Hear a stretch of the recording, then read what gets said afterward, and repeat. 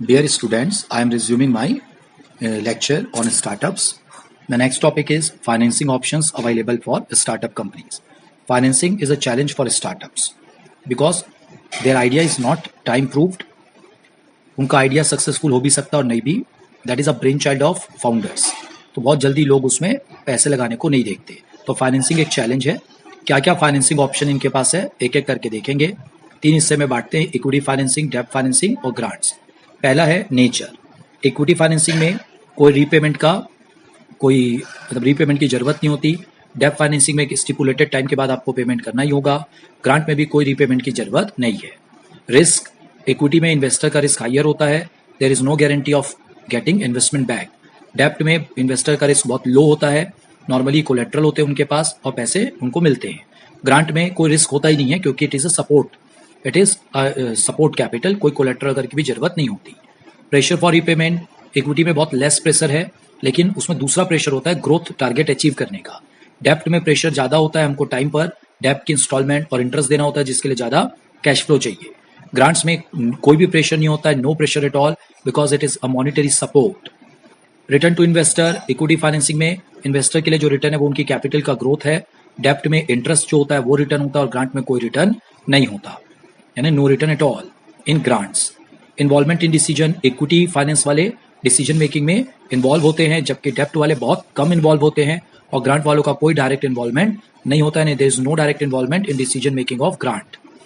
Sources, equity के लिए angel investor, self finance, family friend finance, venture capitalist, crowd funding, incubator, accelerator main source है. Debts के लिए banks, NBFC, government loan, government scheme, ये सब है. और ग्रांट के लिए सेंट्रल स्टेट गवर्नमेंट, कॉर्पोरेट्स और प्राइवेट एंटिटीज हैं. तो ये कुछ जो डिफरेंट फाइनेंसिंग ऑप्शन है उसका एक कंपैरिजन है. अब हम आगे बढ़ रहे हैं बच्चों. नेक्स्ट टॉपिक है फाइनेंसिंग में जो इंपॉर्टेंट है, सीड कैपिटल. सीड कैपिटल क्या होता है? Seed capital is initial capital, यानी एक स्टार्टिंग कैपिटल है. जब बिजनेस स्टार्ट होता है तो जो कैपिटल लगाई जाती है उसको सीड कैपिटल कहते हैं.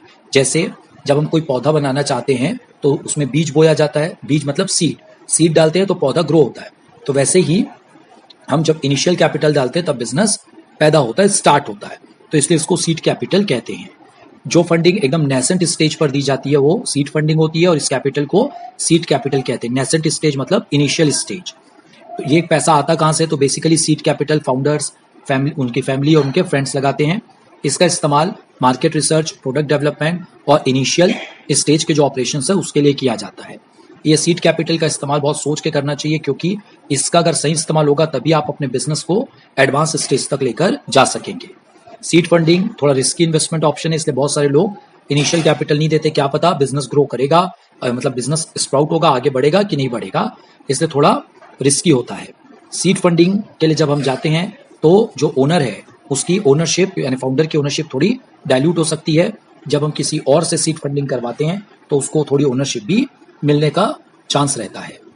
जहां तक पेपर वर्क का सवाल है, सीड फंडिंग में पेपर वर्क बहुत कम होते हैं और स्ट्रेट फॉरवर्ड होते हैं, जबकि जब एडवांस राउंड पे हम जाते हैं एक्स्ट्रा फंडिंग के लिए तो पेपर वर्क थोड़े ज्यादा होते हैं. इवन जो लीगल फीस जो होती है वो भी थोड़ी कम होती है क्योंकि सब अभी एकदम नेसेंट स्टेज है, इसलिए ज्यादा पेपर वर्क की जरूरत नहीं होती.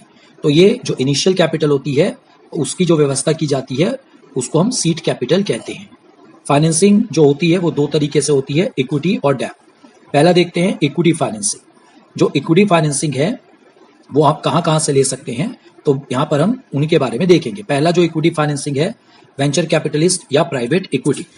वेंचर कैपिटलिस्ट को वीसी और प्राइवेट इक्विटी को पी कहते हैं. ये नॉर्मली जो फर्स्ट लार्ज इन्वेस्टमेंट जो स्टार्टअप को मिलता है आफ्टर सीड कैपिटल वो वीसी या पी से ही नॉर्मली मिलता है.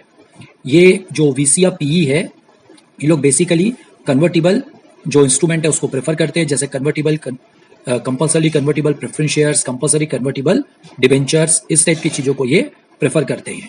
इन्वेस्टर और स्टार्टअप के बीच में एक नॉन बाइंडिंग ऑफर किया जाता है जिसके अंतर्गत स्टार्टअप का प्रिलिमिनरी वैल्यूएशन होता है. उसके बाद उसका लीगल, फाइनेंशियल और टेक्निकल ड्यू डिलीजेंस होता है. ड्यू डिलीजेंस में ये देखा जाता है कि startup financially, legal point of view से और टेक्निकली कितना उसका चांस है आगे बढ़ने का. ड्यू डिलीजेंस होने से जो इन्वेस्टर है वो कुछ बातें फाइनलाइज करते हैं, उनका कितना रिप्रेजेंटेशन, कितनी वारंटी उनको चाहिए इन्वेस्टमेंट करने के लिए, इन्वेस्टमेंट करने के पहले की क्या शर्तें होगी, इन्वेस्टमेंट करने के बाद किन किन शर्तों को किन किन शर्तों को स्टार्टअप को फॉलो करना होगा, ये सब ड्यू डिलिजेंस के बाद पता चलता है। जब ड्यू डिलिजेंस हो जाता है और इन्वेस्टर सेटिस्फाई हो जाता है, तब फिर वो आपके साथ एक एग्रीमेंट करता है और इन्वेस्टमेंट करने को तैयार होता है। जो पूरा फंडिंग प्रोसीजर होता है वो कैसे होता है वो मैं आपको बता रहा हूँ। और उसके पहले जैसे वेंचर कैपिटलिस्ट, वेंचर यानी they are ready to take risk, ये ऐसे लोग होते हैं बच्चों जो किसी नए नए बिजनेस में पैसा लगाने से डरते नहीं है। इनका काम ही है हाई रिस्क हाई रिटर्न। इनको जहां भी ग्रोथ पोटेंशियल दिखता है, जहां भी इनको लगता है कि आइडिया में थोड़ा सा भी दम है और ये बिजनेस आगे ग्रो कर सकता है, ये फंडिंग करने को तैयार रहते हैं, इसलिए इनको वेंचर कैपिटलिस्ट कहते हैं। फंडिंग प्रोसीजर क्या है देखिए बच्चों, सबसे पहले एक टर्म शीट, एक लेटर ऑफ इंटेंट या एक एमओयू मेमोरेंडम ऑफ अंडरस्टैंडिंग किया जाएगा, जिसमें क्या क्या बातें लिखी जाती है। एक लिखी जाती है वीसी और जो स्टार्टअप है उनके बीच की बेसिक कमर्शियल अंडरस्टैंडिंग, इसके साथ legal terms for agreement to follow the due diligence, ये लिखा जाता है। सेकेंड जो होती है, जो कॉन्ट्रैक्टिंग पार्टीज है, वो एक शेयर सब्सक्रिप्शन एग्रीमेंट या डिबेंचर सब्सक्रिप्शन एग्रीमेंट करती है, जिसमें क्या क्या लिखा जाता है। एक तो इशुएंस ऑफ शेयर और डिबेंचर, उसका अमाउंट वैल्यूएशन के आधार पर डिसाइड किया जाता है। क्या क्या कंडीशन प्रेसिडेंट होगी और क्या क्या कंडीशन सब्सिक्वेंट होगी, मतलब इन्वेस्टमेंट के पहले क्या क्या शर्तें हैं और इन्वेस्टमेंट के बाद क्या क्या शर्तें हैं। इसके साथ रिप्रेजेंटेशन और वारंटी और जो क्या इन्वेस्टर है उनका इंडेमनिफिकेशन, ये सब बातें लिखी जाती है। इसके बाद शेयर होल्डर एग्रीमेंट किया जाता है, जिसमें जो इन्वेस्टर है, जो इन्वेस्टी है, उसके बोर्ड में इन्वेस्टर का क्या क्या नॉमिनेशन या रिप्रेजेंटेशन राइट होगा। इन्वेस्टी जो है इन्वेस्टर को क्या क्या इन्फॉर्मेशन और क्या क्या रिपोर्टिंग प्रोवाइड करेगा। इसके साथ जो डिबेंचर या प्रेफरेंस शेयर्स उनका रिडम्पशन कैसे होगा, preemption right, right of first refusal, right of first offer, tag along right, drag along right, lock in period for investor और promoters holding, put and call option, affirmative vote rights, certain reserve matters, anti dilution provision, ऐसी बहुत सारी बातें लिखी जाती है, जैसे startup और इन्वेस्टर दोनों के इंटरेस्ट को प्रोटेक्ट किया जा सके। इन्वेस्टर्स को लॉक इन खत्म होने के बाद कैसे एग्जिट ऑप्शन होगा वो भी लिखा जाता है। नेक्स्ट होता है जो सिक्योरिटीज है वो प्राइवेट प्लेसमेंट के थ्रू दी जाएगी। इसके बाद आरओसी के पास जो अलॉटमेंट के पेपर्स है वो जमा किए जाएंगे। शेयर होल्डर एग्रीमेंट के अकॉर्डिंग अगर आपके एओए में आपको आर्टिकल्स में कोई अमेंडमेंट करना है तो वो आप करेंगे। उसके साथ जो कंडीशंस लगाई गई थी इन्वेस्टमेंट के बाद, स्टार्टअप क्या क्या शर्तें पूरी करेगा वो आप करेंगे। इस तरीके से वीसी या जो प्राइवेट इक्विटी वो आपकी सीड फंडिंग के बाद जो पहली फंडिंग होती है उसको स्टार्ट करते हैं और देते हैं। आप एंजल इन्वेस्टर से भी फंडिंग करवा सकते हैं। एंजल इन्वेस्टर्स नॉर्मली इंडिविजुअल या ग्रुप ऑफ इंडस्ट्री प्रोफेशनल्स होते हैं जो इक्विटी स्टेक पाने के लिए किसी वेंचर में इन्वेस्टमेंट करने को तैयार होते हैं, यानी वो किसी भी वेंचर में इन्वेस्टमेंट करते हैं बदले में ओनरशिप या इक्विटी स्टेक पाने के लिए। ये नॉर्मली हाई नेटवर्थ इन्वेस्टर्स होते हैं। Angel investors are govern under SEBI alternative investment fund regulation 2012। SEBI ने एंजल जो फंड्स है उनके ऊपर कुछ रिस्ट्रिक्शंस लगा के रखा है regarding their investment in Indian company. जिस कंपनी में वो इन्वेस्टमेंट करेंगे वो कम से कम उसको 3 साल, मतलब 3 साल यंग होनी चाहिए, 3 साल से ज़्यादा पुरानी ना हो। दूसरा, वो लिस्टेड ना हो किसी स्टॉक एक्सचेंज में। जो टर्नओवर है उसका वो 250 मिलियन रुपीज़ से ज़्यादा नहीं होना चाहिए। और वो किसी इंडस्ट्रियल ग्रुप जिसका खुद का टर्नओवर 3 बिलियन इंडियन रुपीज़ से ज़्यादा है उसके द्वारा प्रमोट नहीं होना चाहिए। और जो इन्वेस्टमेंट होगा वो 5 मिलियन रुपीज़ से 50 मिलियन रुपीज़ के बीच में होगा। और ये इन्वेस्टमेंट जो है ये कम से कम 3 साल के लिए होगा। हालांकि सेबी ने इसमें कुछ अमेंडमेंट प्रपोज किए हैं जिसके बारे में हम सेबी में चर्चा करेंगे। तो एंजल इन्वेस्टर्स जो होते हैं ये अगर आपके प्रोजेक्ट से कन्विंस है तो ये आपको इन्वेस्टमेंट देते हैं। ये हाई नेटवर्थ इन्वेस्टर्स होते हैं, इनके पास अच्छी खासी अमाउंट होती है, कैपिटल होती है, जो किसी भी अच्छे प्रोजेक्ट में लगाने को या वेंचर में लगाने को तैयार होते हैं, बदले में इक्विटी स्टेक और कभी कभी कन्वर्टेबल इंस्ट्रूमेंट के लिए भी करते हैं। तो ये भी आपकी मदद करते हैं इन्वेस्टमेंट में। इसके बाद है बच्चों ब्रिज राउंड।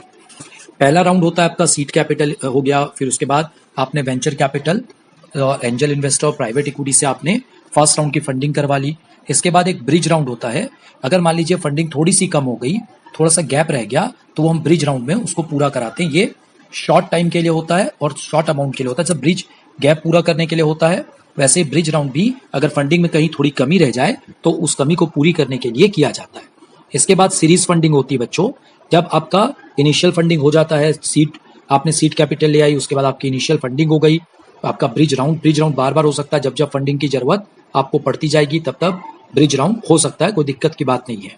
सीरीज फंडिंग का जहां तक सवाल है बच्चों, सीरीज फंडिंग अलग अलग सीरीज में होती है। जैसे जैसे हम माइलस्टोन अचीव करते जाता है बिजनेस, जैसे जैसे बिजनेस आगे बढ़ता है उसकी कैपिटल रिक्वायरमेंट भी बढ़ती जाती है और हर बार वो नई फंडिंग के लिए बढ़ता है। इसको हम सीरीज फंडिंग कहते हैं। जैसे एक टारगेट उन्होंने अचीव किया, अब उसको और आगे कुछ करना है, कोई नया टारगेट उन्होंने सेट किया, उसके लिए उनको कैपिटल चाहिए तो एक अलग सीरीज ऑफ फंडिंग है। वो अचीव हो गया, फिर अब और आगे कुछ करना है, उसके लिए फिर कैपिटल चाहिए, तो एक सीरीज में ये फंडिंग होती है। ये सीरीज फंडिंग को हम सीरीज फंडिंग राउंड या अलग अलग नामों से जानते हैं। तो ये बात आपको ध्यान में रखना है। ये सीरीज फंडिंग के द्वारा हम अलग अलग स्टेज में कैपिटल की व्यवस्था करते हैं। सीरीज फंडिंग बच्चों पहले सीड फंडिंग होगा, सीड फंडिंग राउंड, उसके बाद एंजल फंडिंग राउंड, फिर ब्रिज फंडिंग राउंड, उसके बाद सीरीज फंडिंग राउंड होता है। ये ऐसे ए बी सी डी ऐसे चलता है, पहले ए हुआ, फिर बी, फिर सी, फिर डी, ऐसे होता है। सीरीज प्रेफर्ड स्टॉक के अंतर्गत इनको कन्वर्टिबल इंस्ट्रूमेंट दिए जाते हैं जो आगे चल के ये शेयर्स में बदल सकते हैं। सीरीज फंडिंग जैसे मैंने कहा, जैसे आप इनिशियल टेक ऑफ कर जाती है कंपनी, उसके बाद उसको और पैसे की जरूरत पड़ती है और लगातार फिर चलता रहता है बिजनेस, तब तक पैसे की जरूरत पड़ती है, ये सीरीज फंडिंग के अंदर आता है।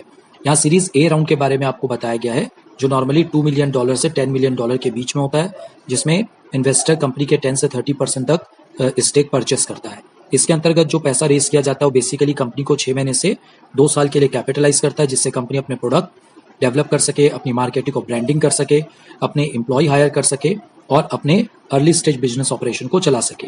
जब यहाँ से फिर आप आगे बढ़ जाएंगे, अब आपको और आगे डेवलपमेंट करना है, तो फिर सीरीज बी राउंड फंडिंग होता है। फिर और टारगेट अचीव हो गया जो सीरीज बी राउंड फंडिंग का था, अब और चाहिए तो फिर सीरीज आगे बढ़ती जाती है, इसको हम सीरीज फंडिंग कहते हैं। तो इस तरीके से जो स्टार्टअप है उनको फंड किया जाता है। नेक्स्ट टॉपिक है बच्चों सोर्स ऑफ कैपिटल। जहां तक सोर्स ऑफ कैपिटल का सवाल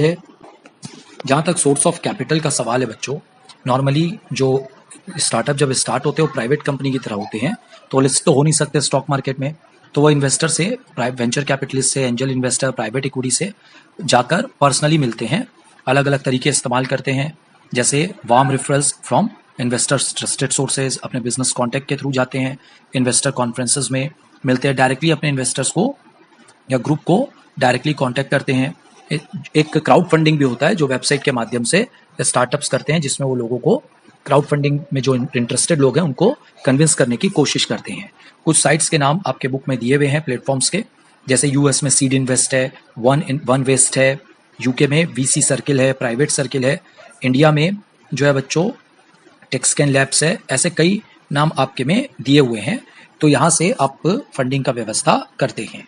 स्ट्रक्चर के अंतर्गत आपको अपना कैपिटल स्ट्रक्चर को एडजस्ट करना होता है कि कितना अमाउंट हम लें और अपने कैपिटल स्ट्रक्चर को ऐसा बनाएं जिससे आप इन्वेस्टर को अट्रैक्ट करें। अगर आप इनिशियली वीसी के लिए नहीं जाना चाहते तो आप एंजल फंड के लिए भी जा सकते हैं। नॉर्मली जो लार्ज अमाउंट्स अगर आपको चाहिए तो आपको अपने कैपिटल स्ट्रक्चर को थोड़ा एडजस्ट करना होगा। Things to know when raising a A series round. अगर आप ए सीरीज फंडिंग के लिए जा रहे, जैसे ऊपर मैंने कहा था सीड राउंड, फिर एंजल राउंड, फिर ब्रिज राउंड के बाद आप सीरीज ए राउंड के लिए आते हैं, तो सबसे पहले देखिए वेंचर कैपिटल को किस टाइप की कंपनी चाहिए और क्या आपका स्टार्टअप रेडी है जो वेंचर कैपिटल को कन्विंस कर सके और उसे सीरीज ए राउंड का जो फंडिंग है वो ले सके। जैसे मैंने कहा था, जब आप इनिशियल स्टेज पार कर जाते हैं और आप टेक ऑफ करने के लिए तैयार है, तब आप ए राउंड के लिए आते हैं। हर राउंड के साथ आपका फंडिंग चेंज होता जाता है, तो आपको अपने आप को तैयार रखना है। Thank you for watching. Subscribe my channel for more lecture.